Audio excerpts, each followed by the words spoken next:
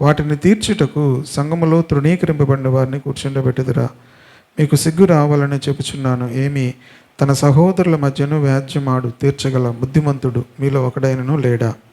అయితే సహోదరుడు సహోదరుని మీద వ్యాజ్యమాడుచున్నాడు, మరి అవిశ్వాసములు ఎదుటనే వ్యాజ్యమాడుచున్నాడు. ఒకరి మీద ఒకడు వ్యాజ్యమాడుట మీలో ఇప్పటికే కేవలం లోపము. అంతకంటే అన్యాయము సహించుట మేలు కదా. దానికంటే మీ సొత్తులను అపహరింపబడుట నిచ్చుట మేలు కదా. ఈ లేఖనము, ఈ అధ్యాయము చాలా ప్రాముఖ్యమైన అధ్యాయం. అన్ని అధ్యాయాలు ప్రాముఖ్యమైనవే. ఇందులో ఒక డిఫరెంట్ విషయాన్ని పౌలు చెప్తున్నాడు. చాలా ప్రత్యేకమైన విషయం. ఈ కొరింథీ సంఘంలో గొడవలు ఉన్నాయి. ఏమున్నాయి? గొడవలు బాగా ఎక్కువ ఉన్నాయి. మీలో ఒకరి మీద ఒకరికి ఏముంది? వ్యాజ్యం ఉన్నప్పుడు ఆ గొడవలు ఎక్కడ మీరు ఆ గొడవలు మధ్యలో పెడుతున్నారంటే అనీతిమంతుల మధ్యలో పెడుతున్నారు. తీసుకెళ్ళి సంఘంలోనికి అనీతిమంతులు అంటే ఎవరు? విశ్వాసులు కానివారు. జాగ్రత్తగా వినండి ఇక్కడ విషయాలు. విశ్వాసుల మధ్యలో ఉన్నటువంటి సమస్యలు అవిశ్వాసులు వచ్చి తీర్పు తీర్చకూడదు. అర్థమైందా? విశ్వాసుల మధ్యలో ఉన్నటువంటి సమస్యలు ఎవరు తీర్చకూడదు? అవిశ్వాసులకు. అంటే విశ్వాసులకు అవిశ్వాసులకు తేడా ఏంటంటే నీతిమంతులు, అనీతిమంతులు.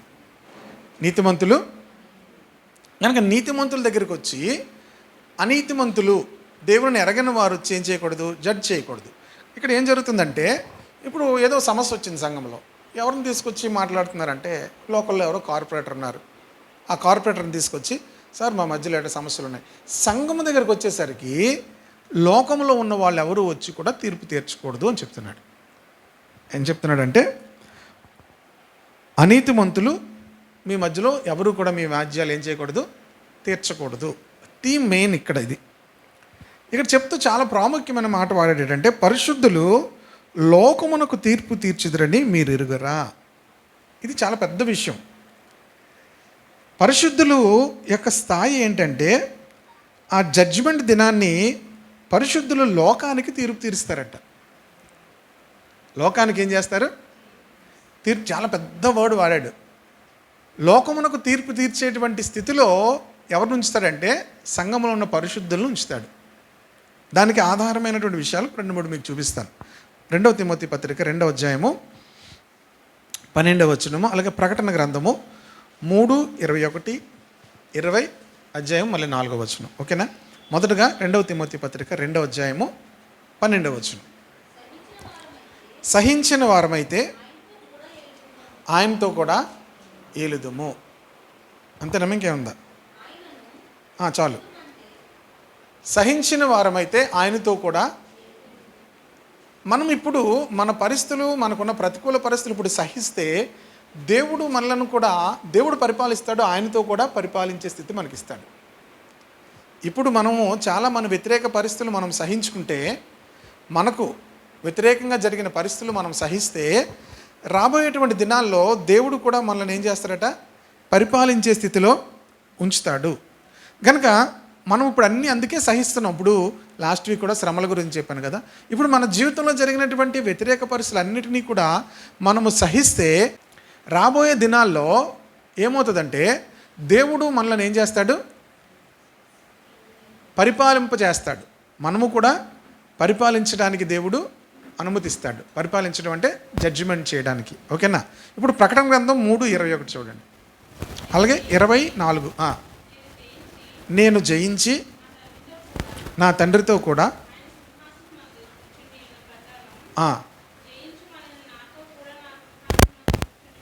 చూడండి, నేను జయించాను. నేనేం చేశాను? ఏం జయించాడు ప్రభు? లోకాన్ని జయించాడు. ఏం జయించాడు? ఎక్కడ చెప్పాడు ఈయన? యోహాను సువార్త 16వ అధ్యాయము చివరి వచనంలో, లోకములో మీకు శ్రమ కలుగును, ఆయనను ధైర్యం తెచ్చుకోండి, నేను లోకమును ఏం చేశాను? జయించి ఉన్నాను. దేవుడు లోకమును జయించాడు. మనం కూడా ఏం జయించాలి? దేవుడు పాపమును జయించాడు.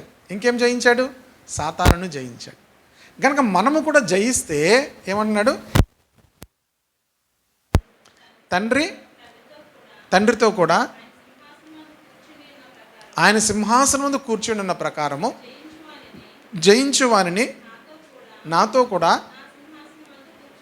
ఇప్పుడు జాగ్రత్తగా ఆలోచించండి. ఇప్పుడు మనం ఇక్కడ ఉన్నాం కదా, ఎంతమంది యేసు ప్రభుతో కూడా సింహాసనం మీద కూర్చుంటాం? మనం కూర్చుండిపోతామంటే అవదు. ఒకళ్ళిద్దరు ఏమన్నారంటే యేసు ప్రభు దగ్గరికి వచ్చి, వాళ్ళిద్దరూ జబదాయి కుమారులైనటువంటి యోహాను యాకోబులు వచ్చి, నీ కుడి చేతిని ఒకరును, మళ్ళీ వాళ్ళ అమ్మగారిని తీసుకుని వచ్చారు రికమెండేషన్ కోసం. యేసు ప్రభు దగ్గరికి డైరెక్ట్గా వాళ్ళు మాట్లాడలేక ఏం చేశారంటే వాళ్ళ తల్లిని తీసుకొచ్చారు రికమెండేషన్ చేసుకోవడానికి. తీసుకొచ్చి, నీవు పునరుత్థానం మందు ఆ తర్వాత దినాల్లో నీ కుడి పక్కన ఒకరును ఎడం పక్కన ఒకరు ఉండడానికి మేము కోరుతున్నాము అంటారు. ముందు ఏమంటారంటే, మేము అడిగేదంతా నువ్వు చేయాలని అనుకుంటున్నాము అంటారు. మేము అడిగేదంతా, ఇలిస్ట్రేషన్ కూడా చూద్దాము. అది అన్నిటిలో ఉంటుంది. మత్తయి సువార్తలో ఉంటుంది, మార్క్స్ వార్తలో కూడా ఉంటుంది, అన్నిటిలో ఉంటుంది. నేను మార్క్స్ వార్తలో ఉన్న భాగాన్ని చూపిస్తాను. 10వ అధ్యాయము 35వ వచనం. మార్క్స్ వార్త 10వ అధ్యాయము 35వ వచనం. జబదయి కుమారులైన యాకోబును యోహానును ఆయన యొద్దకు వచ్చి, బోధకుడా, మేము అడుగునదల్లా, మేము అడిగేదంతా కూడా నువ్వు మాకు చేయాలనుకుంటున్నాము అని చెప్తున్నారు. ఆయన వారిని అడిగాను. వారు, నీ మహిమయందు నీ కుడివైపున ఒకడును నీ ఎడమవైపున ఒకడును. ఎలాంటి కోరిక అడిగారు తెలుసా? నీ మహిమయందు అంటే నువ్వు మరలా సింహాసనం మీదకి నువ్వు వెళ్ళినప్పుడు నీ కుడివైపున ఒకడును ఎడమవైపున ఒకడును కూర్చునడానికి మేము మాకు దయచేయమని మేము కోరుతున్నామంటే, యేసు మీరు ఏం అడుగుచున్నారో మీకు తెలియదు అని చెప్పి, నేను త్రాగుచున్న గిన్నెలోది మీరు త్రాగలేరు, నేను పొందుచున్న బాప్తీసం మేము పొందలేరు అంటే, మేము కూడా చేస్తామంటారు వాళ్ళు. అయితే 40వ వచనంకి వచ్చేసరికి, నా కుడివైపున ఎడమ వైపున కూర్చునిచుట నా వశంలో లేదు, అది ఎవరికి సిద్ధపరచబడినో వారికే దొరుకునని వారితో చెప్పాను అని చెప్పి, తక్కిన 10 మంది శిష్యులు ఆ మాట విని యాకోబు యోహానుల మీద కోపపడిరి. యేసు వారిని తన యొద్దకు పిలిచి ఇట్లనెను, అన్యజనులలో అధికారులని ఎంచబడిన వారు వారి మీద ప్రభుత్వము చేయుదురు, వారిలో గొప్పవారు వారి మీద అధికారము చేయుదురని మీకు తెలియను. మీలో అలా ఉండకూడదు. మీలో ఎవడైనను గొప్పవాడే ఉండగోరుని ఎడల వాడు మీకు పరిచారము చేయువాడే ఉండవాడు. ఇప్పుడు యేసు ప్రభుతో కూడా సింహాసనం ముందు కూర్చోవలసిన వారు ఎవరుంటారు అంటే, మీలో ఎవరైనా అంత గొప్ప స్థితిలోకి వెళ్ళాలనుకుంటే మీరేం చేయాలి? ప్రభు ఆయన ఏం చేశాడో చెప్తున్నాడు. ఆయన ప్రభు పరిచారం చేయించుకున్నట్టుకు రాలేదు. 45వ వచనం చూడండి. మనిషి కుమారుడు పరిచారము చేయించుకున్నట్టుకు రాలేదు, కానీ పరిచారము చేయుటకును అనేకులకు ప్రతిగా విమోచన క్రయధనముగా తన ప్రాణం ఇచ్చుటకును వచ్చింది. కనుక సింహాసనం మీద ఎవరు కూర్చుంటారు అంటే, ఇప్పుడు మీకు ఒక అండర్స్టాండింగ్ రావాలి. మీలో ఎవడైనను గొప్పవాడే ఉండగోరిన ఎడల వాడు మీకు పరిచారము చేయువాడే ఉండవలను. మీలో ఎవడైనను ప్రముఖుడై ఉండగోరిన ఎడల వాడు అందరికీ ఏమవ్వాలి? అందరికీ పరిచర్య చేసేవారు ఉండాలి. రాబోయేటువంటి దేవుని రాజ్యంలో మనము యేసు ప్రభుతో కూడా సింహాసనం మీద కూర్చోవాలి అంటే, ఇక్కడ మనం చేయవలసిన పని అందరికీ పరిచర్య చేసేవారంగా ఉండాలి. అక్కడ దేవుడు తన సింహాసనంతో మనల్ని కూర్చోండి ప్రభు ఒక హింట్ ఇచ్చారన్నమాట. మీరు రాబో దినాల్లో ఇక్కడ భూమి మీద మీరు గొప్పవారుగా ఉండాలనుకుంటే పరలోకంలో అది దొరకదు. భూమి మీద మీరు ఏం చేయాలంటే అందరికీ పరిచర్య చేయాలి. అందరికీ మీరేం చేయాలి? అంతేకాదు, ఇంకేమన్నాడు? ప్రముఖుడై మీరు ఉండాలనుకుంటే అందరికీ దాసుడే ఉండాలి. అప్పుడు మీరు పరలోక రాజ్యంలో గొప్పవారుగా ఉంటారు. గొప్పవారుగా ఉండాలంటే ఏం చేయాలి? పరలోక రాజ్యంలో అండ్ సింహాసనం మీద ఉండేవాళ్ళు. కనుక సింహాసనం మీద మనం ఉండాలి అంటే మనం చేయవలసిన పని ఏంటి? అందరికీ పరిచర్య చేయాలి. సో ఈ యాటిట్యూడ్ ఎక్కడి నుంచి వచ్చింది? యేసు ప్రభు దగ్గర నుంచే మనం నేర్చుకోవాలి. యేసు ప్రభు తన శిష్యుల యొక్క కాళ్ళు కడిగారు. సో ఇప్పుడు మనము యేసు ప్రభు కంటే గొప్పవారమా? ఆయన అన్నాడు, నన్ను మీరు బోధకుడని పిలుస్తున్నారు, ప్రభు అని పిలుస్తున్నారు. కనుక నేనేమి అలా చేస్తే మీరు కూడా ఒకరికొకరు అలాగూ చేయవలసినదే. అలాగ మనం కూడా అంత తగ్గించుకునేటువంటి స్వభావం మనము కూడా కలిగి ఉంటే రాబోయే దినాల్లో మనల్ని కూడా దేవుడు ఆయన సింహాసనం మీద కూర్చుండి పెడతారు. మరొక మంచి మాట, ప్రకటన గ్రంథం 20వ అధ్యాయం 4వ వచనం.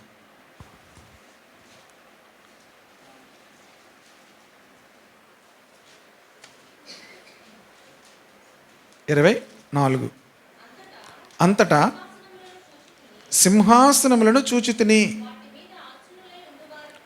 వాటి మీద ఆసీనులై ఉండు వారికి విమర్శ చేయుటకు అధికారం ఇయ్యబడును. చాలు. సింహాసనాలు చూశాడంట యోహాను. అక్కడ ఉన్న వాళ్ళకి ఏం చేయడానికి అధికారం ఉందట? ఇది దేనికోసం మనం ఇప్పుడు చదువుకుంటున్నాం ఇవన్నీ కూడా అంటే, పరిశుద్ధులు లోకానికి ఏం చేస్తారట? తీర్పు తీరుస్తారు. అది దేవుడు ఇస్తాడు అధికారం, తీర్పు తీర్చే అధికారం ఇస్తాడు. కనుక చిన్న విషయం ఏం కాదు. సంఘంలో అందరికీ కూడా అది. కొంతమందికి దేవుడు తీర్పు తీర్చే అధికారం ఇస్తాడట. ఏ అధికారం ఇస్తాడు? తీర్పు తీర్చే అధికారం ఇస్తాడు. చిన్న విషయం కాదు. కనుక దీనికి ఇప్పుడు మనం ఏదైనా గొప్పవారం కావాలనుకుంటే చాలా కష్టపడతాం కదా. అలాంటి దేవుడితో కూడా కలిసి జడ్జిమెంట్ చేయగలిగే స్థితిలో ఉండాలి అంటే, ఇక్కడ భూమి మీద మనల్ని ఎవరు జడ్జ్ చేసే స్థితిలో మనం ఉండకూడదు. అంటే మనల్ని వేలెత్తి చూపే స్థితిలో మనం ఎవరు ఉండకూడదు. ఇంకా చెప్పాలంటే మనల్ని ఏ విషయంలో కూడా ఎవరు పాయింట్అవుట్ చేయలేనంత పరిశుద్ధంగా మనం జీవించాలి. అప్పుడు దేవుడు ఏమిస్తాడు? సింహాసనం మీద కూర్చోబెడతాడు. సింహాసనం మీద కూర్చున్న వాళ్ళు ఏం చేస్తారు? విమర్శ చేస్తారు. ఎందుకు చేస్తారు? ఇప్పుడు ఎవరైనా మనకు విమర్శ చేశారనుకోండి, మనం ఏం చేస్తాము? సాధారణంగా కరెక్ట్ చేసుకుంటాం. ఇంకొకటి ఏం చేస్తారు? మిమ్మల్ని ఎవరైనా విమర్శిస్తే మనలో ఉన్న, నేను ఇప్పుడు మిమ్మల్ని ఏదైనా అంటున్నాను అనుకోండి, మీరు ఆటోమేటిక్గా మీరేం చేస్తారు? నాలో ఏం మిస్టేక్స్ ఉన్నాయని చూస్తాను. జనరల్గా అది ప్రతి మనిషి యొక్క యాటిట్యూడ్. మరి అలాగ అన్నారు, మీరు చేయలేదా అంటారు. అలాగన్నారు, మీరు చేయలేదా? ప్రతి ఒక్కరు ఇంట్లో కానీ బయట కానీ, not only in the church, ఎక్కడైనా సరే ఒక వ్యక్తిని మనం ఒక రాంగ్ అన్నామంటే ఇంకొక వ్యక్తిలో ఉన్న రాంగ్స్ కూడా మనం ఏం చేస్తాం? లోకంలో సామెత ఉంటుంది, తప్పులు ఇన్నివారు తమ తప్పులు. యాక్చువల్గా జడ్జి ఎవరు చేస్తారంటే అలా విమర్శిస్తారంటే వాళ్ళ తప్పులు ఎరిగిన వాళ్ళు ఇంకోళ్ళు పాయింట్ అవుట్ చేస్తారు. అర్థమవుతుంది కదా? కనుక మనం ఎవరిని కూడా ఏం చేయకూడదు? జడ్జ్ చేయకూడదు. ఎందుకంటే దేవుడే తీర్పు తీర్చేవాడు. చూడండి, మత్తయి సువార్త 19వ అధ్యాయము 28వ వచనం కూడా చూద్దాం.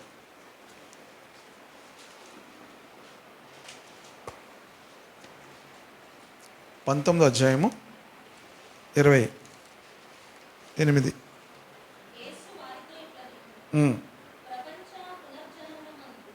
ప్రపంచ పునర్జన్మ అంటే పునర్జననమందు, పునర్జన్మ కాదు, పునర్జన్మ అనేది కాదు.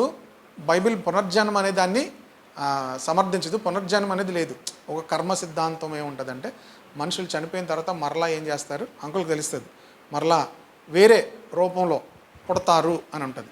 ఇంక వేరే రూపంలో పుట్టి ఉండదు. పునఃస్థాపిక మందు అంటే దేవుడు ప్రపంచం అంతటిని కూడా పునఃస్థితి స్థాపన మందు అంటే దేవుడు క్రొత్త భూమిని, క్రొత్త ఆకాశమును కూడా దేవుడు సిద్ధపరుస్తాడని మనకు 3 సార్లు చెప్పబడింది. యెషయా గ్రంథంలోను, పేతురు, అలాగే ప్రకటన గ్రంథంలో కూడా దేవుడు నూతన సృష్టిని దేవుడు చేస్తాడు. కొత్త ఆకాశము, క్రొత్త భూమి, ఒకటి అందులో నీతి నివసిస్తుంది. కనుక ఆ సమయమందు మనుష్య కుమారుడు తన మహిమగల సింహాసనం మీద ఆసీనుడై ఉండినప్పుడు నన్ను వెంబడించిన మీరును 12 సింహాసనాల మీద ఆసీనులై ఇశ్రాయేలు 12 గోత్రముల వారికి తీర్పు తీర్చుదురు. ఏం చేస్తారట? ఇశ్రాయేలు. ఇప్పుడు ప్రభు యొక్క శిష్యులందరూ కూడా ఇశ్రాయేలీలే. ఇప్పుడు వాళ్ళు ఎవరికి తీర్పు తీరుస్తారట? ఇశ్రాయేలీలందరికీ కూడా తీర్పు తీరుస్తారట. కనుక ప్రభువే వాళ్ళకి అధికారం ఇస్తాడు జడ్జిమెంట్ చేయడానికి. కనుక అలాగే పరిశుద్ధులకు కూడా దేవుని వెంబడిస్తూ దేవుని మార్గంలో నడుస్తూ పరిశుద్ధంగా వారి జీవితాలను కాపాడుకుంటున్న వారికి పరిశుద్ధులకు తీర్పు తీర్చడానికి దేవుడు అధికారం ఇస్తాడు. హల్లెలూయా. అది చాలా ఉన్నతమైన రెస్పాన్సిబిలిటీ దేవుడు ఇస్తాడు. మనం తీర్చలేము. కనుక ఎలాంటి వారిని దేవుడు అధికారం ఇస్తాడంటే, ఈ దినమున భూమి మీద పరిశుద్ధంగా వారు ప్రభుని సేవిస్తూ వెంబడిస్తూ ప్రభు కొరకు జీవిస్తున్న వారికి రాబో దినాల్లో దేవుడు అలాంటి అధికారము, పరిశుద్ధులకు తీర్పు తీర్చడానికి దేవుడు ఏమిస్తాడట? అధికారం ఇస్తాడు. సో ఇలాంటి వచనాలు ఇంకా చాలా ఉన్నాయి. మరి అవన్నీ చదివితే సమయం చాలదు కనుక నేను ముందుకు వెళ్తున్నాను. కనుక పరిశుద్ధులు ఎవరికి తీర్పు తీరుస్తారు? లోకమునకు మరలా మూలాంశంకి వచ్చాం. 1 కొరింథీ పత్రిక 6వ అధ్యాయము 2వ వచనం. పరిశుద్ధులకు లోకమునకు తీర్పు తీర్చుదురని మీరు ఎరుగరా. అర్థమైంది. ఇప్పుడు పరిశుద్ధులకు దేవుడు ఏమిస్తాడు? అందరికీ కాదు. ఇక్కడ మీరు ఎవరికైనా మీరు ఇష్టం వచ్చినట్టు తీర్పు తీర్చేయచ్చు, మీకు అధికారం లేకపోయినా. కానీ పరలోకంలో దేవుని రాజ్యంలో కొత్త భూమి కొత్త ఆకాశం దేవుడు సృష్టించిన తరువాత వాటిలో మనం నివసిస్తున్నప్పుడు దేవుడు పరిశుద్ధులకు తీర్పు తీర్చే అధికారం దేవుడు కొంతమందికి ఇస్తాడు. అర్థమైంది కదా.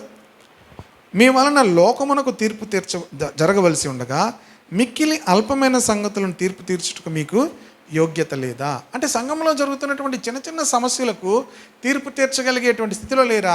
రాబోయే దినాల్లో పరిశుద్ధుల ద్వారా దేవుడు లోకం అంతటికి కూడా తీర్పు తీర్చబోతున్నాడు. అలాంటిది మీరు ఈ చిన్న చిన్న సమస్యలను మీరు ఏం చేయలేకపోతున్నారు? తీర్పు తీర్చలేకపోతున్నారా అంటున్నాడు. ఇంకా 3వ వచనంలో ఇంకా పెద్ద మాట వాడాడు.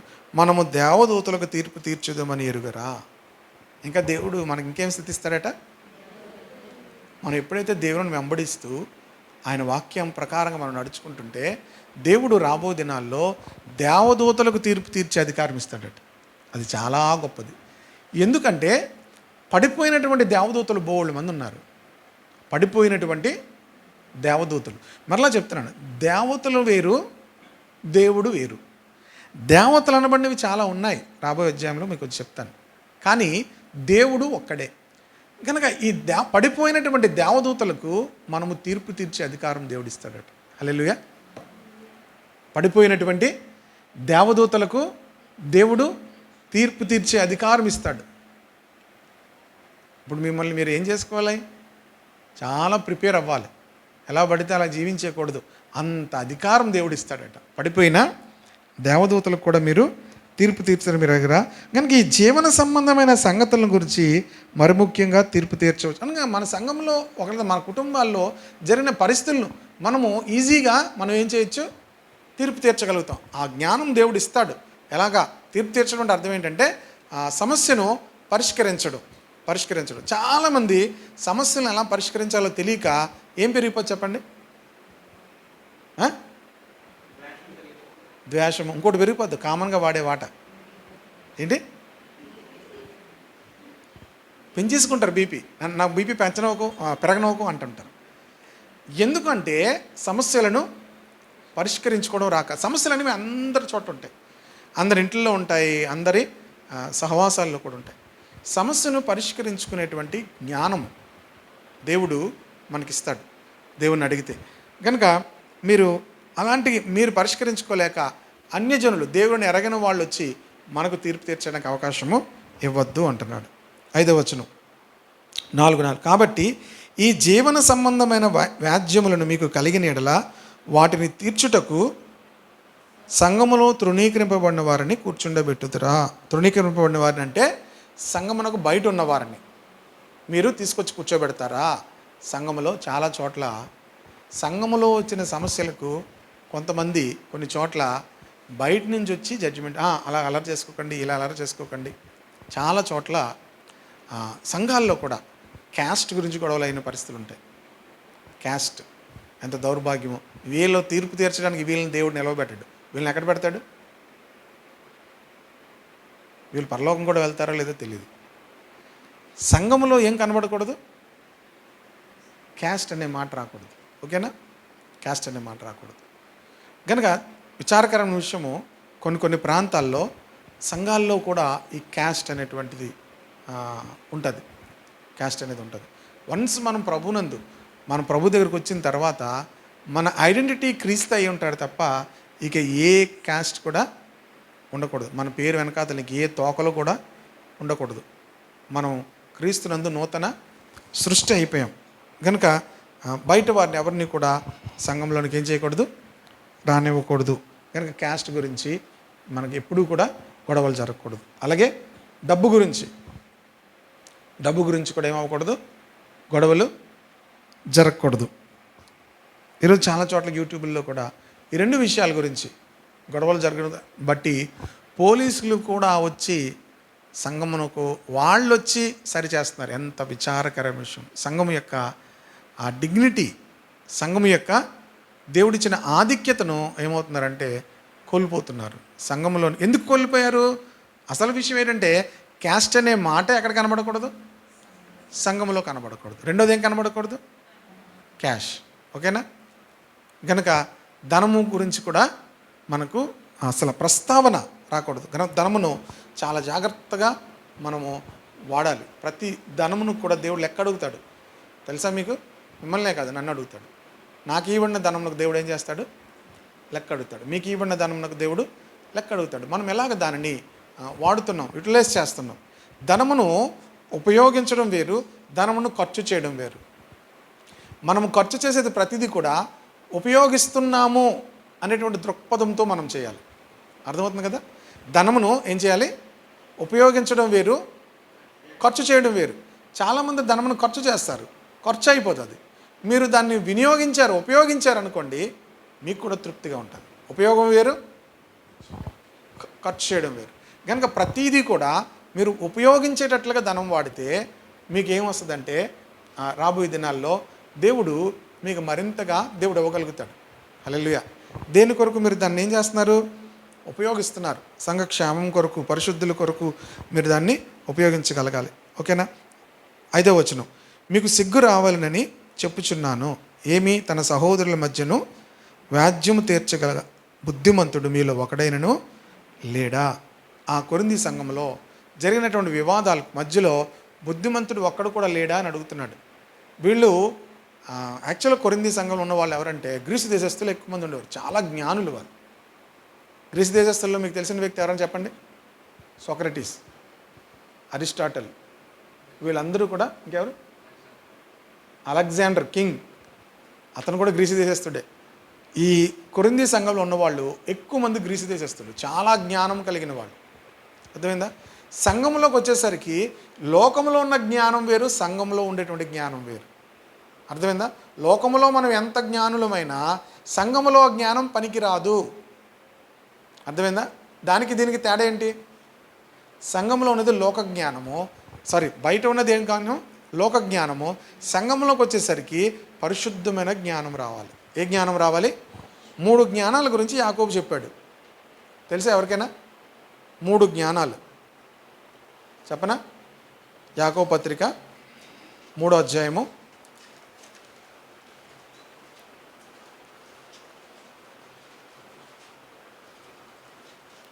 14వ వచనం చూడండి.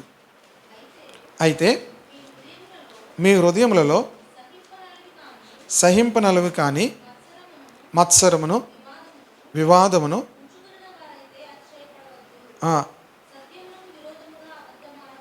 ఒక వ్యక్తి జీవితంలో సహించలేనివి అంటే చేదైనవి అని ఉంటుంది అక్కడ.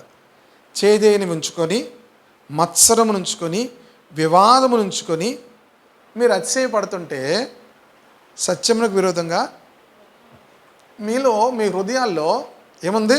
చేదు ఉంది. సహింపనలను కానీ చేదు, మత్సరము, వివాదము ఉంటే మీరు అతిశయపడద్దు అని చెప్తూ 15వ వచనం ఏమంటున్నాడు? ఈ జ్ఞానము పైనుండి దిగి వచ్చినది కాదు, కాక భూ సంబంధమైనది, ప్రకృతి సంబంధమైనది. 3 జ్ఞానాలు ఉన్నాయి. ఏ జ్ఞానం అది? భూ సంబంధమైన జ్ఞానం. కానీ జ్ఞానమే, కానీ ఏముంది లోన? చేదు ఉంది, మత్సరం ఉంది, ఇంకేముంది? మత్సరం అంటే ఏంటి? కుళ్ళి, వివాదం. ప్రతిదానికి ఏంటి? వివాదం చేసేవాళ్ళు. దేవుని జ్ఞానము వివాదం. దేవుని జ్ఞానం ఎక్కడుంది? అక్కడ ఏముండదు? వివాదం ఉండదు. వివాదం అంటే ఏంటి? ప్రతిదానికి గొడవ చేయదు. ఈ జ్ఞానం ఏంటంటే మీకు ఇంకా చేదు, మత్సరము, వివాదం ఉంటే ఇది జ్ఞానం, దేవుని జ్ఞానం కాదు. ఇది భూ సంబంధమైన జ్ఞానము, ప్రకృతి సంబంధమైన జ్ఞానము. ఇంకో జ్ఞానం ఉందేంటి? దయ్యముల జ్ఞానము అన్నాడు. ఏ జ్ఞానం? కొంతమందికి దయ్యం తెలివితేటలు ఉంటాయి. ఏ తెలివితేటలు? మీరు ఎప్పుడైనా చూసారు లేదు, కానీ నేను చూశాను కొంతమందిని. ఏం తెలివితేటలు వాళ్ళకి? దయ్యం తెలివితేటలు. అర్థమైందా? నాకు ఒక ఐడియా వచ్చింది. ఏం చెప్తారు? నాకు ఒక ఐడియా వచ్చింది. ఏ తెలివితేటలు అవి? నేను వివరించను. మళ్ళీ నేను ఎవరి గురించి చెప్పాను అనుకుంటారు. జనరల్గా నేను బయట చూస్తున్నప్పుడు కొంతమందిని చూసి చెప్తున్నా. కనుక దేవుని జ్ఞానం ఎలా ఉంటుందో చెప్తున్నాడు చూడండి. మరలా 16 వచనం కూడా చదువు. ఏలి అనగా మత్సరము వివాదము ఎక్కడ ఉండునో అక్కడ అల్లరి ప్రతి నీచ కార్యం ఉండును. మత్సరం ఉండకూడదు. దేవుని జ్ఞానంలో ఏముండదు? మత్సరం ఉండదు, వివాదం ఉండదు. ఆ ఉన్న చోట అల్లరి ప్రతి నీచ కార్యం ఉంటాయి. 17 వచనం చూడండి. అయితే పైనుండి వచ్చే జ్ఞానము మొట్టమొదట పవిత్రమైనది. పైనుండి వచ్చే జ్ఞానం ఏంటి? మొట్టమొదట పవిత్రమైనది. మనం భూమి మీద ఎంత జ్ఞానులమైనా ఆ జ్ఞానం దేవుని దగ్గర, దేవుని సంఘంలో పనిచేయదు. మీరు మొదటగా ఏం చేయాలంటే, దేవుని దగ్గర అది ఏం చేయదు?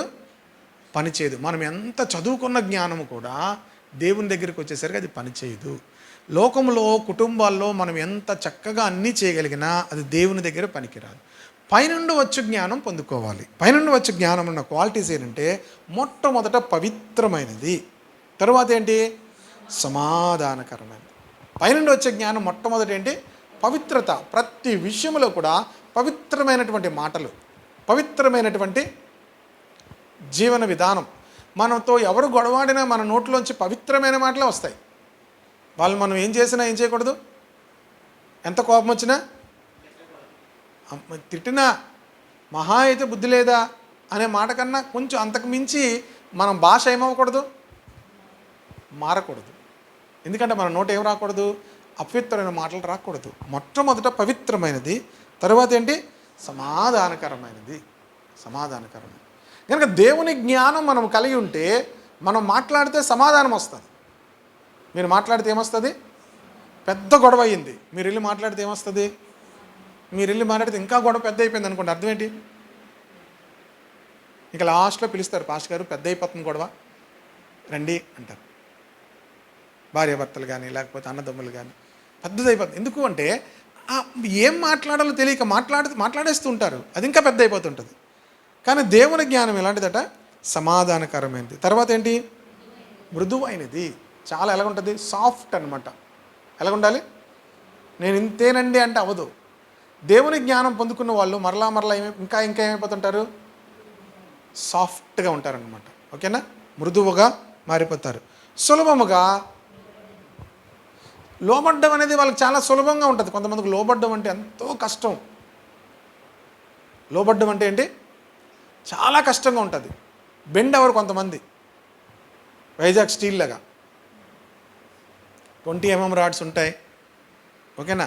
అవి ఏం చేయలేం, మనం బెండ్ చేయలేం. బెండ్ ఎవరు? దేనికి వాళ్ళు బెండ్ ఎవరు.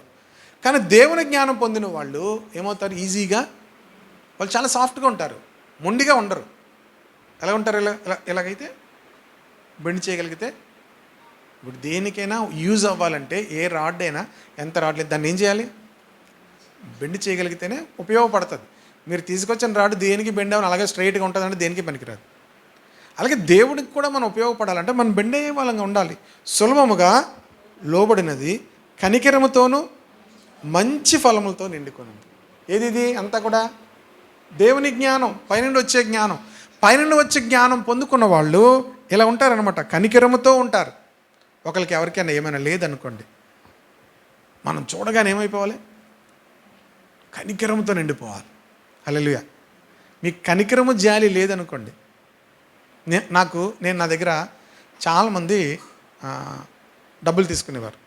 ఇప్పుడు కాదు, నేను రక్షణ పొందకముందు కూడా అవన్నీ నేను ఏం చేసుకున్నాను తెలుసా? ఇచ్చిన తర్వాత రాసుకునేవాడిని, ఎంతైంది అని. నేను అప్పులు ఇచ్చేవాడిని. అప్పులు అంటే మీరు అనుకోండి డబ్బులకు, వడ్డీలకు కాదు. ఓకేనా? నా ఫ్రెండ్స్ అందరూ కూడా నా దగ్గర డబ్బులు తీసుకునేవారు. ఎందుకంటే నేను మొదటి నుంచి కూడా కొంచెం డబ్బుల దగ్గర జాగ్రత్త పడండి అనమాట. డబ్బులు ఏమి పాడు చేయను. పాడు చేయకపోవడం వల్ల నా దగ్గర డబ్బులు ఉండేవి. అందరూ అడిగేవారు, 200, 300, 500, 1000 రూపాయలు అడిగేవారు అనమాట. ఇచ్చేవాడిని, రాసుకునేవాడిని.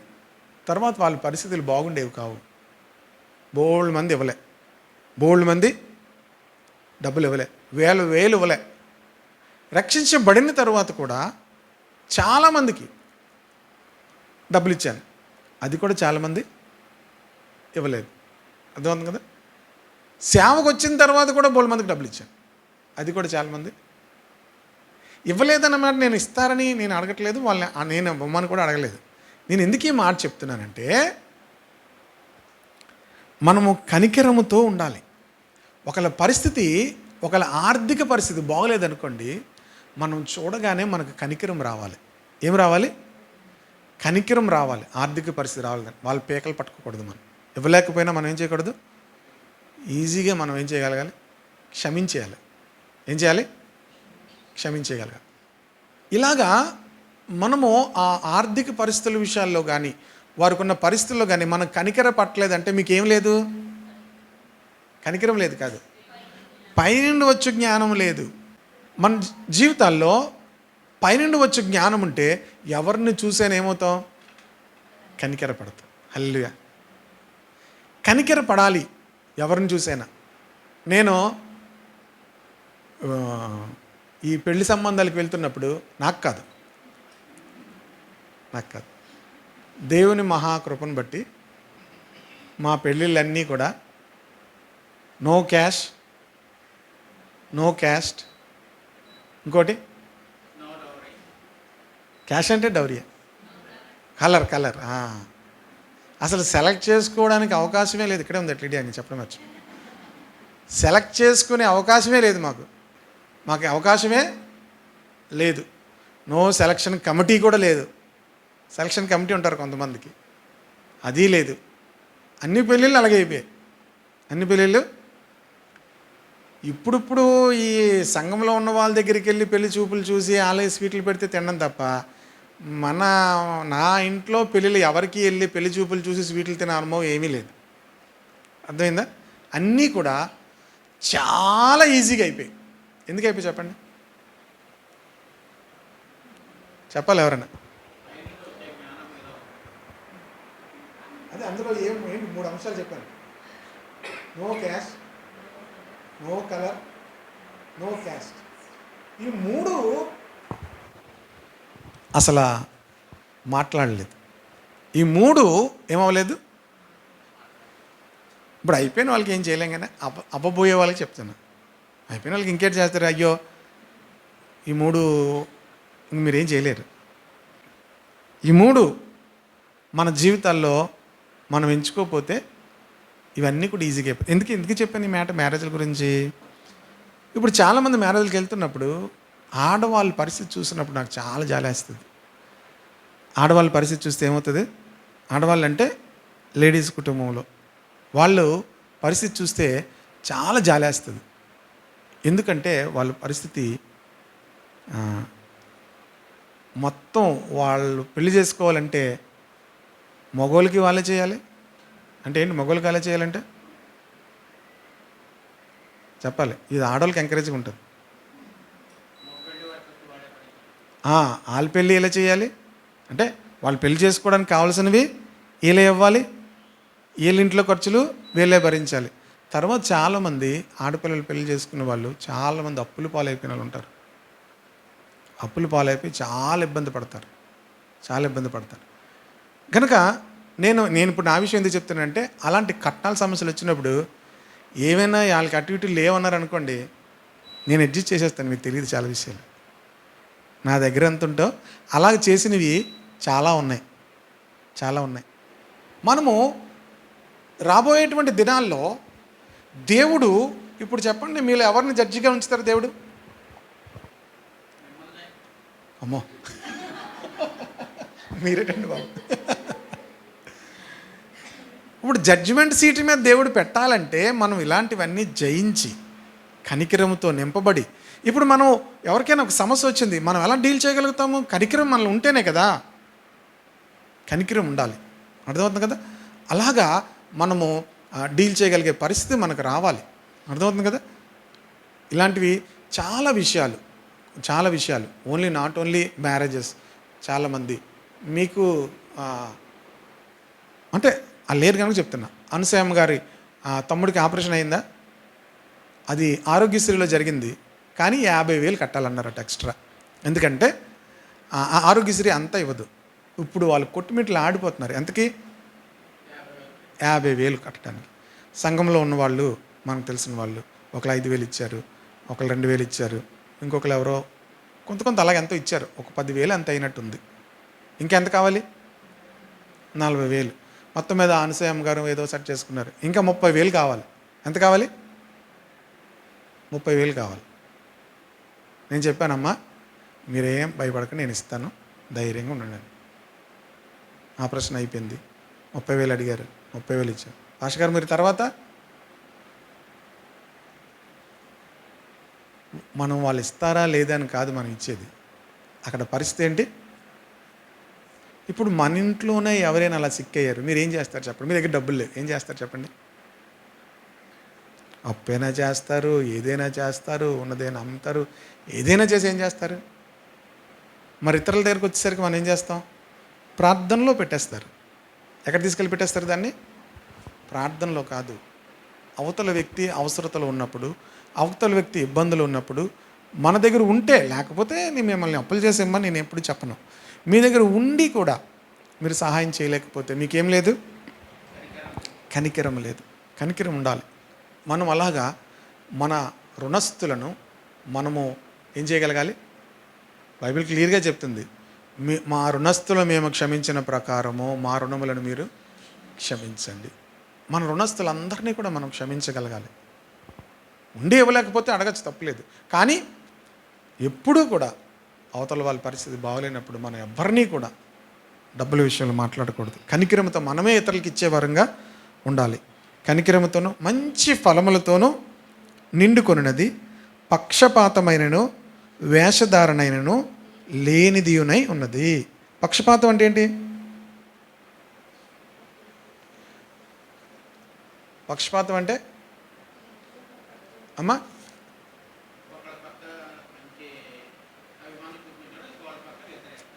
ఇప్పుడు మన విషయాల దగ్గరికి వచ్చేసరికి మనం చాలా లాయర్స్ అవుతాము, ఇంకోళ్ళ దగ్గరికి వచ్చేసరికి ఏమైపోతాం? జడ్జిలు అయిపోతాం. మన దగ్గర మన విషయాలకు వచ్చేసరికి మనం ఏమవుతాం? లాయర్స్ అంటే అర్థం ఏంటి? మనం వాదిస్తాం, ఇది కరెక్టే కదండి, ఇలా చేసామండి, తప్పే ఉందండి అంటాం. ఇతరుల దగ్గరికి వచ్చేసరికి ఏమవుతాం? జడ్జిలు అయిపోతాం ఒకసారి వెంటనే. దేవుడు మిమ్మల్ని తీర్పు తీరుస్తాడు, దేవుడు మిమ్మల్ని ఇలా చేస్తాడు, అలా చేస్తాడు. కనుక మన విషయంలో మనము పక్షపాతం లేకుండా ఉండాలి ప్రతి విషయంలో. ఇలాగున్న వాళ్ళని రాబోయే దినాల్లో దేవుడు ఏం చేస్తాడట? లోకానికి తీర్పు తీర్చడానికి, ఇంకెవరికి? దేవదూతలకు తీర్పు తీర్చడానికి దేవుడు నియమిస్తాడు. ఓకేనా? ఎందుకు ఈ మాట అని చెప్పానంటే చూడండి, 7వ వచనం చూడండి, మా కొరింథీ పత్రిక 6వ అధ్యాయం 7వ వచనం.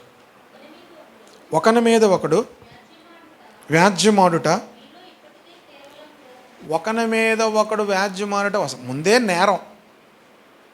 దేవుని బిడ్డలైన వారు ఎవరితో కూడా ఏం చేయకూడదట? వ్యాజ్యం ఆడకూడదు. ఒకని మీద ఒకడు వ్యాజ్యం ఆడకూడదు. తర్వాత ఏమంటున్నాడు? అంతకంటే ఏమి సహించుట. ఇప్పుడు మీరు మామూలుగా రాసుకోండి, ఏ అన్యాయాన్ని మీరు సహించుంటారు ఇప్పటి వరకు? నేను ఏదైనా చేస్తాను, అన్యాయం నేను సహించండి అంటది ఒక ఆవిడ. ఏమంటుంది? అన్యాయం నేను సహించనండి. ఇక్కడ బైబిల్ ఏం చెప్తుంది చెప్పండి, అందరూ చదవండి ఇది. అంతకంటే అన్యాయము సహించుట మేలు కదా. ఇప్పుడు మీరు చెప్పండి, నేను ఈ అన్యాయం సహించానండి అని ఏదైనా ఒకటి, ఎంత అన్యాయం సహించానండి నేను. సహించిన వారు ఏలుతారని బైబిల్లో చెప్తుంది. సహించిన వారు ఏం చేస్తారట? ఏలుతారు. ఈ అన్యాయము సహించుట మేలు కదా, ఇది ఇంకా కష్టం. దానికంటే మీ సొత్తులు అపహరింపబడుట నిచ్చుట, మీరు ఇతరులతో వ్యాజ్యం ఆడడం కన్నా మీ సొత్తులు పోయినా పర్వాలేదు, మీరు అన్యాయం సహించినా పర్వాలేదు, మీ సొత్తులు పోయినా పర్వాలేదు, ఇతరులతో మాత్రం ఏం చేయొద్దు అంటున్నాడు? వ్యాజ్యం ఆడద్దు. ఇది ఇతరులతో వ్యాజ్యం ఆడేవారు ఎప్పటికీ కూడా లోకానికి తీర్పు తీర్చడానికి కానీ దేవదూతలు తీర్పు తీర్చడానికి కానీ ఉండరు.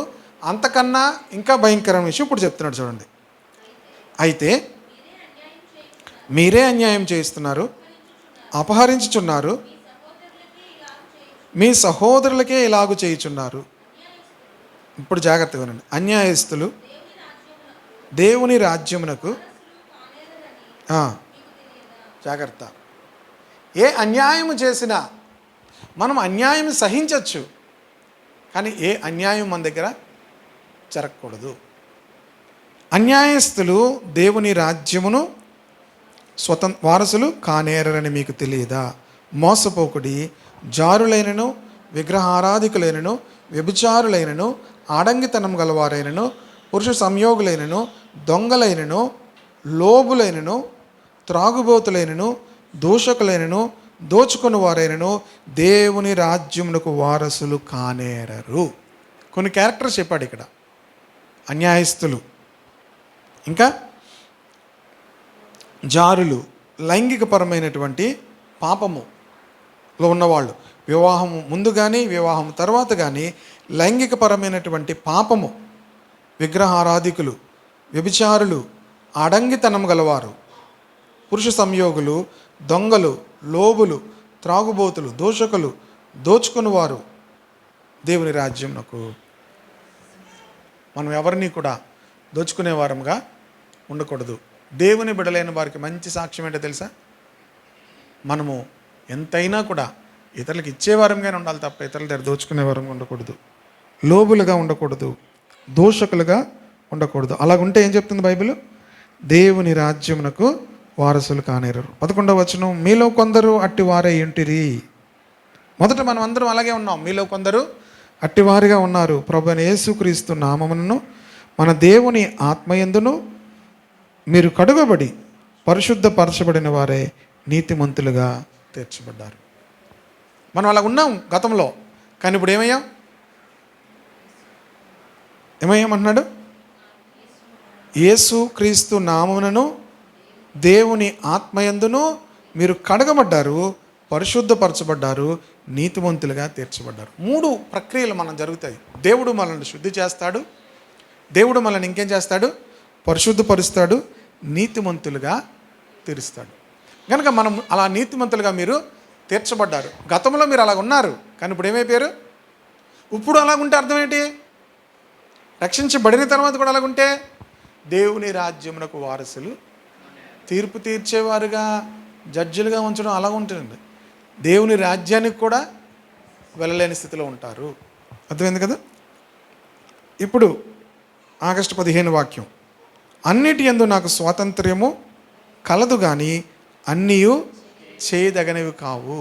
అన్నిటి యందు నాకు స్వాతంత్రం ఉంది. దేవుడు మనకు స్వాతంత్రం ఇచ్చాడు, కానీ అన్నీ చేయదగినవి కావు. అన్నిటి యందు నాకు స్వాతంత్రము కలదు కానీ నేను దేని చేత లోపరచుకొనబడనొల్లను. దీని అర్థం ఏంటో కూడా చెప్తాను. నాకు స్వాతంత్రం ఉంది, కానీ దేది కూడా నన్ను లోపరుచుకోవడానికి నేను అవకాశం ఇవ్వను అంటున్నాడు. అంటే నేను దేనికి కూడా బాస్గా ఉండడానికి అవకాశం ఇవ్వను అంటున్నాడు. దాని అర్థం కూడా చెప్తాను చూడండి. భోజన పదార్థములు కడుపునకును కడుపు భోజన పదార్థములకును నియమింపబడి ఉన్నవి. ఏమంటున్నాడు ఇప్పుడు? భోజన పదార్థములు కడుపునకును కడుపు భోజన పదార్థములకు. ఎందుకు ఈ మాట మధ్యలో మాట్లాడాడు? అన్నిటి యందు నాకేముంది? స్వాతంత్రం ఉంది, కానీ అన్నీ చేయదగినవి కావు అన్నాడు. అలాగే నేను దేని చేత కూడా నాకు స్వాతంత్రం ఉంది కదా అని చెప్పి దేని చేత కూడా నేను లోపరచ కొనబడనొల్లను. అంటే దేనికి కూడా నేను లోబడను అంటున్నాడు. దాని అర్థం ఏంటి? తర్వాత చెప్పి భోజన పదార్థాలు కడుపునను కడుపు భోజన పదార్థములకు. కడుపు దేనికి ఉందేంట? భోజనానికే ఉంది. భోజనం ఎందుకు వండుకుంటారట? కడుపు కోసం వండుకుంటారు. అయితే ఆ భోజనం మన మీద బాస్ కాకూడదు. ఇక్కడ ఎగ్జాంపుల్ చెప్తున్నాడు. భోజనం ఏంటి అవ్వకూడదు? బాస్ కాకూడదు. అంటే అర్థం ఏంటంటే మనల్ని ఏది కూడా డామినేట్ చేయకూడదు. క్రైస్తవుని జీవితంలో ప్రభువు తప్ప ఏది కూడా వారి మీద డామినేట్ చేసేదిగా ఉండకూడదు. అర్థమవుతుంది కదా? చాలామంది జీవితాల్లో భోజనం డామినేట్ చేస్తుంది. కనుక భోజనాలు మన జీవితాన్ని డామినేట్ చేయకూడదు అని చెప్తూ మరలా చెప్తున్నాడు. దేవుడు దానిని వాటిని నాశనం చేయను. అంటే భోజన పదార్థాలని కడుపును నాశనం చేస్తాడు. దేహము జారత్వము నిమిత్తము కాదు కానీ ప్రభువు నిమిత్తమే. ఈ శరీరము కూడా కేవలము లైంగికపరమైన పాపము కొరకు కాదు దేవుడు శరీరాన్ని ఇచ్చింది. ఏంటి? శరీరము లైంగికపరమైనటువంటి పాపం కొరకు కాదు. ఈ ముస్లిం సహోదరులు వాళ్ళు పరలోకంకి వెళ్ళిన తర్వాత కూడా వాళ్ళకి ఎంతోమంది కన్యకులు దేవుడు ఇస్తాడట. వాళ్ళ యొక్క విశ్వాసం ఏమిస్తారు, వాళ్ళు ఇతరులను మరి ముస్లిమ్స్ అందరినీ కాదు, వాళ్ళు కూడా చాలామంది మంచి వాళ్ళు ఉన్నారు. అర్థమైంది, నేను కలిసిన చాలామంది మంచి వాళ్ళు ఉన్నారు. వాళ్ళు ఉన్నటువంటి ఒక సిద్ధాంతం, ఒక విశ్వాసం వారు కొంతమంది వెంబడించేది ఏంటంటే, ఇలాగా వారి యొక్క మతము కొరకు లేకపోతే వారి యొక్క విశ్వాసమున కొరకు అడ్డగిస్తున్న వాళ్ళని చంపితే రాబోయేటువంటి లోకంలో ఎంతోమంది కన్యకలను దేవుడు ఇస్తాడట. బైబిల్ చెప్తుంది, దేహమును దేవుడు ఇచ్చినది కేవలం లైంగికపరమైనటువంటి పాపము కొరకు కాదు, లైంగికపరమైనటువంటి సుఖముల కొరకు కాదు అని చెప్తూ ప్రభువు నిమిత్తమే దేహాన్ని ఇచ్చాడు దేవుడు. ప్రభు కొరకు ఈ దేహాన్ని ఇచ్చాడు అంటున్నాడు. ఇంకా చెప్తాను, కిందకి వెళ్తే అర్థమైపోద్ది. దేవుడు ప్రభువును లేపెను, మనల్ని కూడా తన శక్తి వలన లేపును. మీ దేహములు క్రీస్తునకు అవయవములై ఉన్నవని మీరు ఎరుగరా. ఇక చాలా విషయాలు ఎరుగురా అన్నాడు. చూసారా, మన దేహము దేవుడు ఎందుకు ఇచ్చాడంటే, దేవుడు ఏమై ఉన్నాడంటే ఆత్మయ్య ఉన్నాడు. దేవుడు ఏమై ఉన్నాడు కనుక దేవుడు భూమి మీద ఏమైనా చెయ్యాలంటే దేవుడు తన బిడ్డల ద్వారా చేస్తాడు. దేవుడు భూమి మీద ఏమైనా చెయ్యాలంటే ఎవరి ద్వారా చేస్తాడు? ఎందుకు, భూమి మీద ఉన్నటువంటి మనము శరీరంతో ఉన్నాం కనుక శరీరంతో ఉన్నటువంటి మన ద్వారా దేవుడు తన పని చేస్తాడు.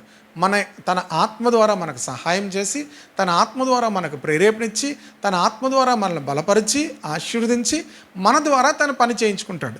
అందుకన్నాడు, మీ దేహములు ఎందుకున్నాయంటే క్రీస్తునకు అవయవములై ఉన్నవని మీరు ఎరగరా.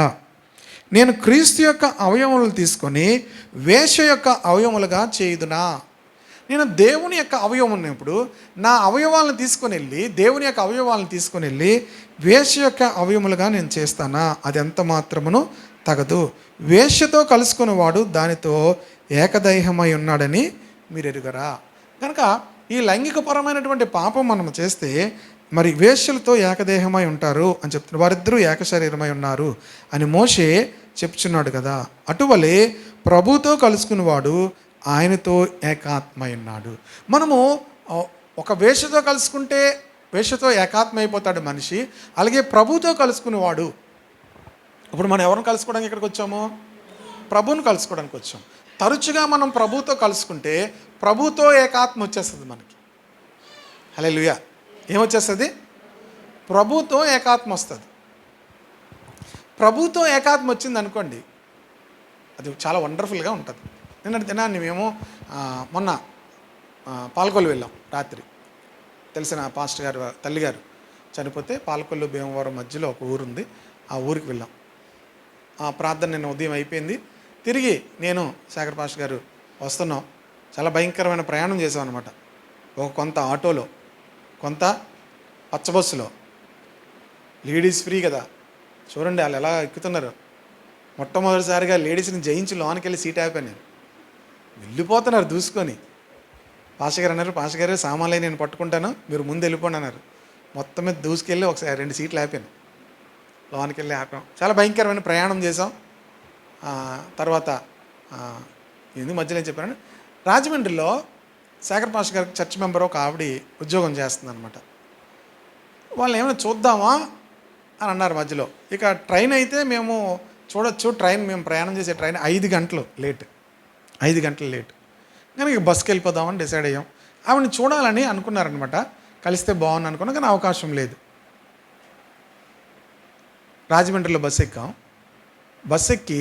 బస్సు కొంత దూరం వచ్చిన తర్వాత హైవే మీదకి వచ్చింది.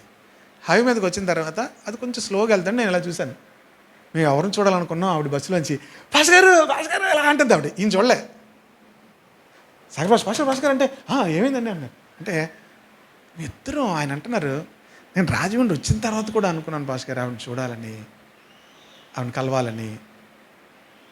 బస్ స్టాప్లో బస్సు వెళ్ళిపోతున్న సమయంలో హైవే రోడ్లో ఆవిడ ఎందుకు చూస్తుంది అసలు? ఆవిడ ఏదో చూసుకోవాలి. బస్సులో కూర్చున్న వాళ్ళని చూసింది ఆవిడ, మేము చూడలే. మనం దేవునితో ఏకాత్మ అయిపోతే మనం మనసులో ఏమనుకున్నవి కూడా అలా జరిగిపోతుంటాయి. దేవునితో ఏమవ్వాలి? ఏకాత్మ రావాలి. ఏకాత్మ రావాలి. ఎప్పుడు వస్తుందంటే మనము తరచూ దేవుణ్ణి కలుసుకోవాలి. ప్రభుతో కలుసుకున్నవాడు ప్రభుతో ఏమైపోతాడట?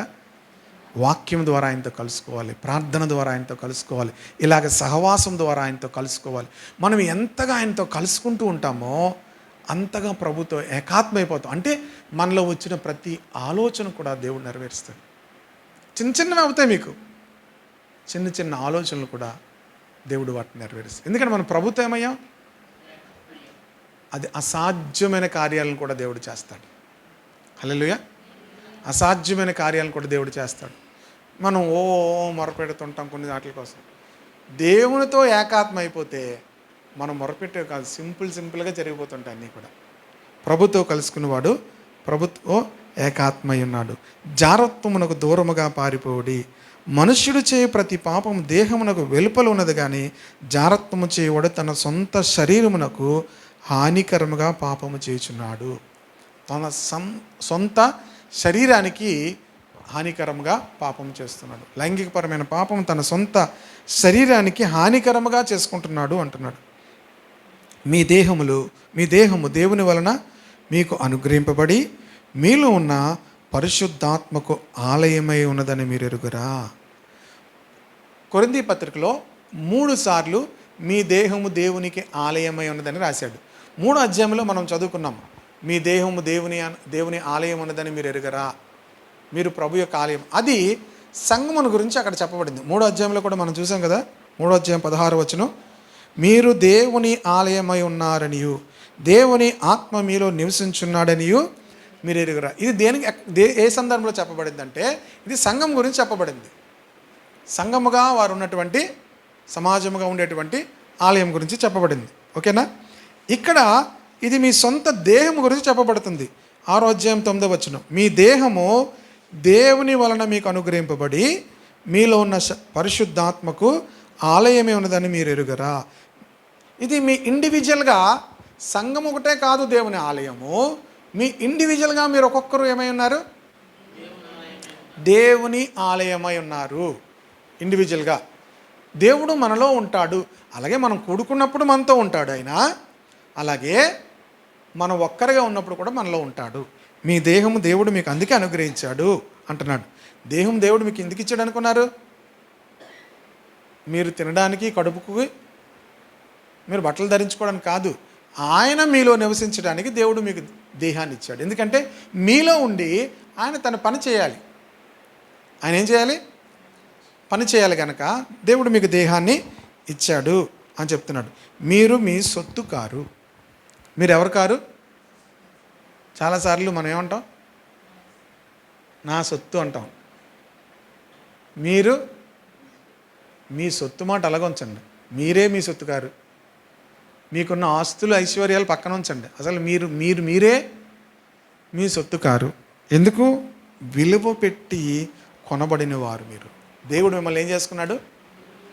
విలువ పెట్టి కొనుక్కున్నాడు దేవుడు మిమ్మల్ని. దేవుడు ఏం చేశాడు? ఈ ఫోన్ ఎవరిది? నాది. మీ ఫోన్ ఎవరిది? మీది. ఎందుకు? మీరు దాన్ని కొనుక్కున్నారు కనుక. ఇప్పుడు మీరెవరు? మిమ్మల్ని దేవుడు కొనుక్కున్నాడు. ఫోన్ మీదే. ఇప్పుడు మిమ్మల్ని కొనుక్కున్న తర్వాత మీ ఫోన్ ఎవరిది? ఆ పాయింట్కి రావాలి. మీకున్నవన్నీ ఎవరివి? ఇప్పుడు కొంతమంది ఇల్లు కొనుక్కున్న తర్వాత ఇంట్లో ఉన్న ఎవడో ఒక ఆయన అన్నాడట, అన్నీ అమ్మేస్తాను కానీ మేక అమ్మనన్నాడట. ఏమమ్మను? ఆ మేకు ఎక్కడి నుంచో తెప్పించుకున్నాను, ఇప్పుడు బొంబాయి మేకలని వస్తున్నాయి, ఆ మేకు మాత్రం అమ్మనన్నాడట. ఏమనుకున్నారట? మీకు తెలిసే ఉంటుంది, కథలు వినే ఉంటారు. మేకే కదా, మేకే ఉంది, ఉంచుకోండి సార్ అన్నాడట. ఆ మేక అప్పుడప్పుడు చూసుకుంటానండి అన్నాడు. సరే బాబు అని మొత్తం మీద ఇల్లు కొనేసుకున్నాడు. ఇల్లు ఓపెనింగ్ అయిపోయింది, తలుపు కొట్టాడట. ఏం సార్ అంటే, అది నా మేక ఒకసారి చూసుకుంటానండి. చూసుకోండి మేకే కదా అన్నాడు. రాత్రి 1 గంటకు ఒకసారి వచ్చాడట. ఏం సార్ అంటే, మేకండి. ఏం చూసుకుంటాడట? ఇక ఎప్పుడు పడితే అప్పుడు వస్తున్నాడట మేక కోసం. అప్పుడు అర్థమైందట, ఏ చిన్నది కూడా మనం ఏం చేయకూడదు. అలాగే సాతానుకు మన జీవితంలో చిన్నది ఎక్కడున్నా కూడా అక్కడ ఎప్పుడు పడితే అప్పుడు వస్తూనే ఉంటాడు. అర్థమైందా? ఒకసారి ఇల్లు కొనుక్కున్న తర్వాత ఇల్లు ఉన్నవన్నీ కూడా ఎవరివి? మనవే కదా. అలాగే దేవుడు మనల్ని కొనుక్కున్నాడు, మనకున్నవన్నీ ఎవరివి?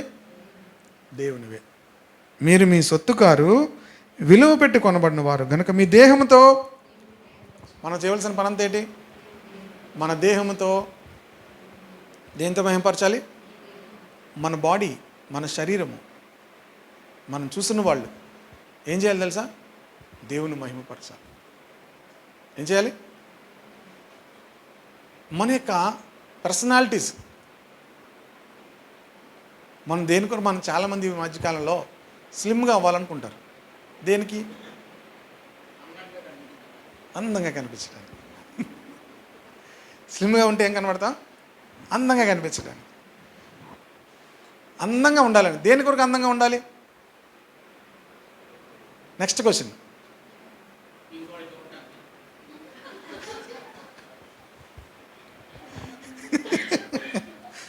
అంకుల్ భలేగా చెప్తున్న క్వశ్చన్ అండ్ ఆన్సర్స్. మనం అందంగా ఎందుకు ఉండాలంటే ఇతరులు మనల్ని చూడడానికి, అంతే కదా. ఇంకా చెప్పాలంటే ఇతరులు మనం ఆకర్షించడానికి. మనం వేసుకునే వస్త్రాలు, మనం వేసుకునే మేకప్లు అన్నీ కూడా దేనికి? ఇతరులు మనం ఆకర్షించడానికి, ఇతరులు మనం చూడాలని. ఇప్పుడు చెప్పండి, ఇది మంచిదా కాదా? మీరు చెప్పండి.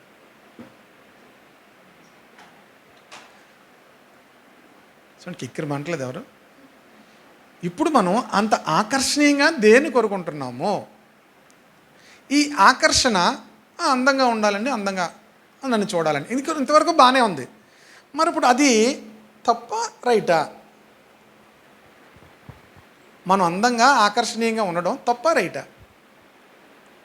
అందంగా ఉండడం వరకు మంచిదే, ఆకర్షణీయంగా ఉండడం వరకు మంచిది. దేని కొరకు? అందరూ నిన్ను చూడాలి. బైబిల్ ఏం చెప్తుంది? మీ దేహములతో దేవుని మహిమపరచాలి. కనుక దేవుడు మనకిచ్చిన ప్రతి దానిని బట్టి కూడా మన ఉద్దేశం ఏమవ్వాలంటే, నాకు దేవుడు ఈ అందాన్ని ఇచ్చాడు, దేవుడి యొక్క ఆరోగ్యాన్ని ఇచ్చాడు, దీనితో నేను ఏం చేయాలి? దేవుని మహిమపరచాలి. సో మనము ప్రతి దానిని బట్టి ఈ యాటిట్యూడ్లోనికి మనం మార్చుకోవాలి ప్రతిదినము కూడా. ఇతరులను ఆకర్షించడానికి గతంలో మనము వస్త్రాలు కొనుక్కున్నాం, వస్త్రాలు ధరించాం. మన ఎవరో చెప్తున్నారు, లావణ్య అంటే చెప్తున్నారు, కొన్ని పెళ్లి చీరలు అంటే 50,000 ఉంటాయంట, ₹1,00,000 ఉంటాయంట. నాకు తెలీదు. మొత్తం అంతా కలిపి 1,500 అయిపోతున్నాయేమో అవి. ఏవి? ప్యాంటు షర్ట్లు మహా అయితే ఎంతలో అవుతాయి? 2,000 కుట్టుకూలుతా అనుకోండి. ఎన్నేసి వేలు అవుతున్నాయి ఇప్పుడు చీరలు? దేని కొరకు? ఎవరిని మహిమపరచడానికి? మనము ఈ యాటిట్యూడ్ను మార్చుకోవాలి, దేవునిని మహిమపరచాలి. మన దేహంతో దేవుని ఏం చేయాలి? మహిమపరచడానికే మనకి దేహం ఇచ్చాడు. కనుక ఒకవేళ అలా మహిమపరచలేదు అనుకోండి, ఏమవుతుంది? అంతే కదా. మన దేహం వారి అందం అంతయు కూడా అడవి గడ్డి వలె ఎండిపోవునని బైబిల్లో ఉంది. వారి అందం అంతయు కూడా, ఎంత అందం ఉన్న వాళ్ళైనా తర్వాత ఏమవుతాం మనం? గడ్డి ఎండును, పువ్వు రాలును. దేవుని చిత్తము చేయవాడు నిరంతరము నిలిచెను. హల్లెలూయా. కనుక మన దేహముతో దేవుని గణపరచాలి. ఈ యాటిట్యూడ్ దేవుడు మనలో చూసినప్పుడు ఆయన హృదయం, ఆయన ఆత్మ ఎంత సంతోషిస్తుందో. దేవుడు మనల్ని వాడుకుంటాడు. సో ప్రతిదాని వెనకాతలు మనము ఈ యాటిట్యూడ్ని అలా మార్చుకుంటూ రావాలి. ఒక్కసారే మనం మారలేం. అలా ఒకటి ఏం చేయాలి? మార్చుకుంటూ రావాలి మన యాటిట్యూడ్. మన దేహములు దేవుని కొరకు ఇవ్వబడ్డాయి, దేవుడు మనలో నివసించాలి. కనుక మన దేహంలో దేవుడు ఉండాలి తప్ప మనల్ని అందరూ చూడడానికి కాదు. మన దేహమును అలంకరించుకోవాలి. దేహంలో ఎవరు ఉండాలి? దేవుడు ఉండాలి. ఇప్పుడు నీలో ఆయన ఉన్నాడు అనుకోండి, నిన్ను చూసిన వారిని, నీ మాటలు వినేవారికి, నువ్వు ఎవరి మీద చేతుల నుంచి ప్రార్థన చేస్తున్నావు, ఎవరికి ప్రార్థన, అందరికీ దీవెనే. ఎందుకు? నీలో ఎవరున్నారు? దేవుడు ఉన్నాడు. ఎప్పుడు ఉంటాడు నీలో?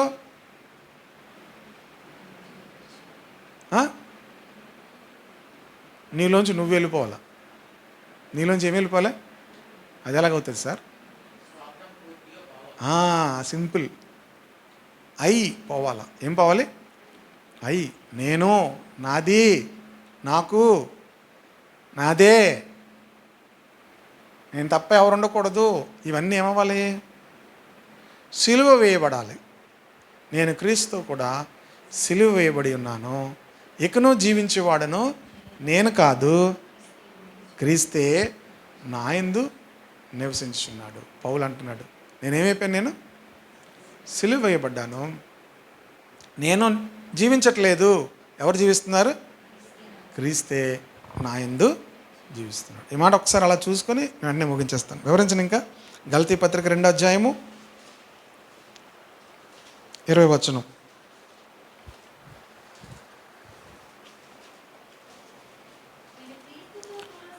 నేను క్రీస్తుతో కూడా సిలువ వేయబడి ఉన్నాను, ఇకనో జీవించువాడు నేను కాను, క్రీస్తే నా యందు, చాలమ్మ, క్రీస్తే నా యందు జీవించుచున్నాడు. ఎవరు జీవిస్తున్నారు? పౌలు జీవితంలో ఒక గొప్ప ఆత్మీయ అనుభవం. ఏంటి అనుభవం? నేను క్రీస్తుతో కూడా ఏమయ్యాను? సిలువ వేయబడి ఉన్నాను, ఇకను నేను జీవించేవాడను నేను కాను, క్రీస్తే నాలో జీవిస్తున్నాడు. ఇది మనం ఆత్మీయ జీవితంలో ఎదుగుతున్న కొద్దీ మనం ఏమవ్వాలంటే, ఎప్పుడైతే నా దేహం దేవుడు నాకు ఇచ్చాడు, ఈ దేహంతో నేను ఏం చేయడానికి? దేవుని మహింపరచడానికి. సో మనం ఎదుగుతున్న కొద్దీ, ఆత్మీయతలు ఎదుగుతున్న కొద్దీ మన భౌతికపరమైన ఇంట్రెస్ట్లు అన్నీ కూడా ఏమవ్వాలి? తగ్గిపోవాలి. ఆధ్యాత్మికమైన ఇంట్రెస్ట్లు రావాలి.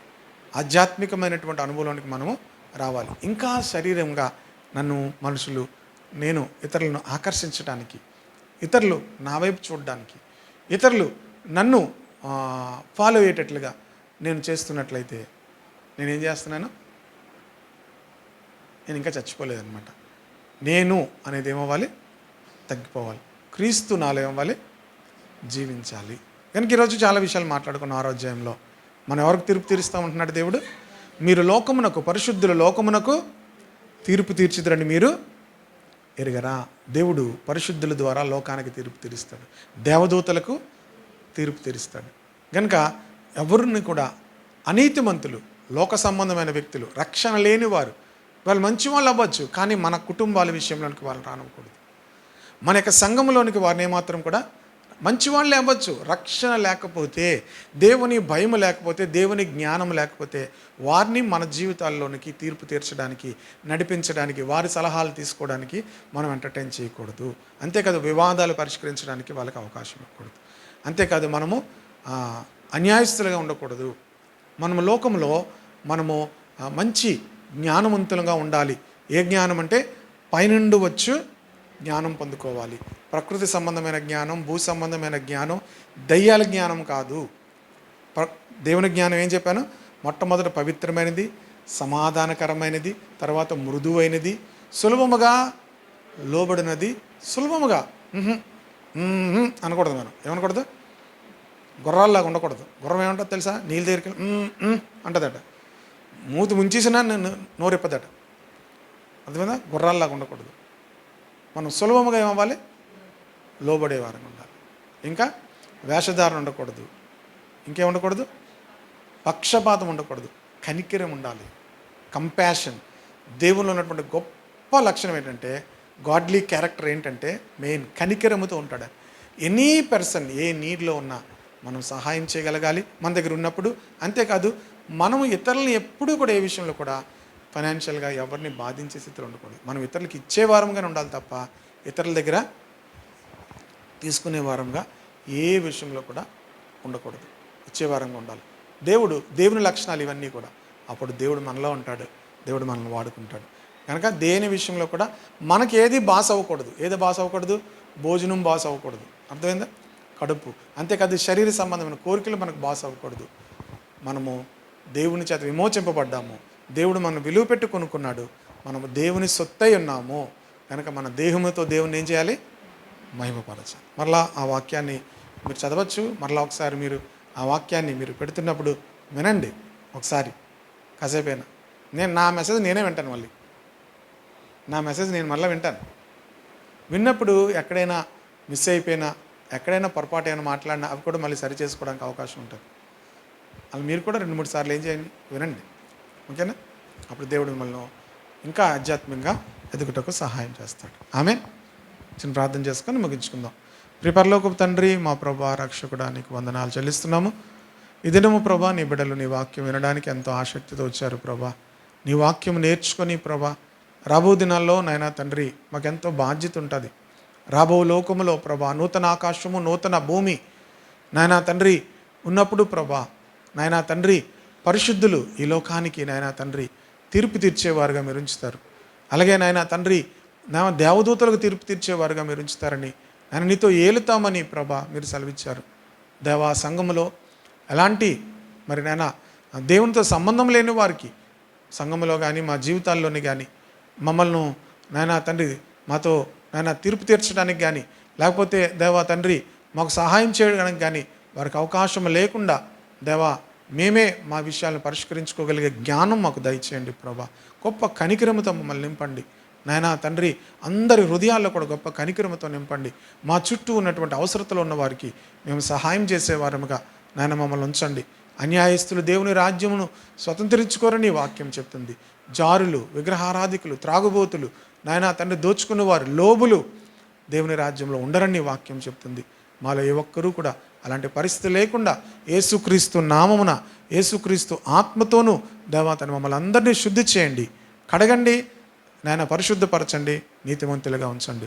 మీరు మాకు అనుగ్రహించిన దేహములను బట్టి మేము ఎల్లప్పుడూ నాయన నిన్ను స్తుతిస్తూ మా దేహంలో నీ వలన మాకు అనుగ్రహింపబడి నాయన మాలో నివసించే పరిశుద్ధాత్మక ఆలయమే ఉన్నావని ఎరిగి ప్రభా ఎల్లప్పుడూ పరిశుద్ధాత్మక ఆలయములుగానే జీవించే కృప వచ్చిన బిడ్డలందరికీ దయచేయమని నాయన తండ్రి ఆశతో వచ్చిన వారందరినీ రెట్టింపు దీవెన ఆశీర్వాదంతో నింపమని కోరుతూ మరలా మేము కలుసుకునేంత వరకు కృప మాకు తోడుగా ఉంచండి.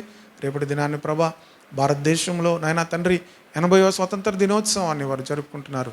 కేవలం నాయన బ్రిటిష్ పరిపాలన నుంచే కాదు, పాపము నుంచి ప్రభా స్వాతంత్ర్యం, చీకటి నుంచి స్వాతంత్ర్యం, నాయన అపవాది యొక్క నాయన కాడి నుంచి స్వాతంత్ర్యం అందరికీ దయచేయండి. మా దేశం ప్రజలందరినీ రక్షించమని కోరుతూ వందనాలు చెల్లిస్తూ యేసుక్రీస్తు నామంలో ప్రార్థించి స్తుతించి వినే పూర్వకముగా ఈ మనవులు అడిగి వేడుకుంటున్నాను తండ్రి. ఆమేన్.